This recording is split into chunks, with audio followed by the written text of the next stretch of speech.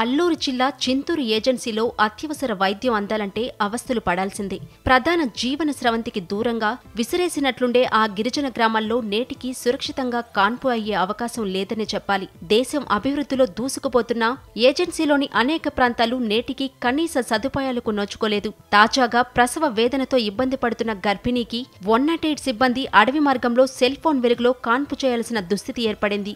అల్లూరి సీతారామరాజు జిల్లా కూనవరం మండలంలోని కన్నాపురం గ్రామానికి చెందిన రవ్వ దేవమ్మకు సోమవారం రాత్రి పురుటినొప్పులు రావడంతో 108కి సమాచారం ఇచ్చారు. అంబులెన్సు సిబ్బంది కన్నాపురం బయలుదేరారు. నర్సంగపేట గ్రామం వద్దకు వెళ్లాక అక్కడి నుండి దారి సరిగా లేకపోవడంతో గ్రామానికి 3 కిలోమీటర్ల దూరంలోనే అంబులెన్సు నిలిపి దేవమ్మను తీసుకొచ్చేందుకు ఆశా వర్కర్తో పాటు ఈఎంటీ రామమోహన్ కాలినడకన గ్రామానికి చేరుకున్నారు. చీకట్లో జోరువానలో గొడుగు పట్టుకుని దేవమ్మను తీసుకొస్తుండగా మార్గమధ్యలో ఆమెకు నొప్పులు ఎక్కువయ్యాయి. దీంతో 108 సిబ్బంది సెల్ ఫోన్ లైటు వెలుగులో అడవిలోనే కాన్పు చేశారు. దేవమ్మ పండంటి మగబిడ్డకు జన్మనివ్వడంతో అంతా ఊపిరి పీల్చుకున్నారు. తల్లి బిడ్డను కోతులుగుట్ట వైద్యశాలకు తరలించారు. ప్రతికూల వాతావరణ పరిస్థితిలో ఆశా వర్కర్ ఈఎంటీ చొరవ తీసుకుని మహిళకు డెలివరీ చేయడంతో స్థానికులు వారిని అభినందించారు.